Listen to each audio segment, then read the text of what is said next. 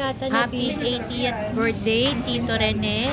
Ayan po, napakasarap ng mga pagkain sa David's Tea House sa Calamba, Laguna.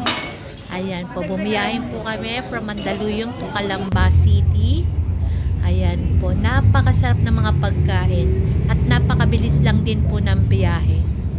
So, happy birthday, Tito Rene. Ayan po, nag-blow siya ng cake. 80th birthday niya na. At sana humaba pa po yung buhay niya. Ayan, napakarami niya pong bisita. Ayan, mga kamag-anak, kaibigan. Ayan po lahat. So, kain na po tayo. Inuna ko pong tikman yung soup nila na napakasarap. Ayan, tatlo po kami. Kapatid ko, si Sean, at saka ako, si JR. So, yan. Simulan na natin ang kainan. Una ko pong tinikman ang mga dimsum, siomai, yummy. And then, yung hakaw naman po. Na napakasarap. Ayan.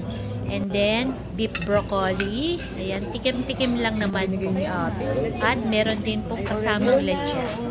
Ayan, tinikman ko lang yung balot. Sobrang dami ng pagkain. Busog na busog po kami. Ayan, nagde-dessert na agad ako.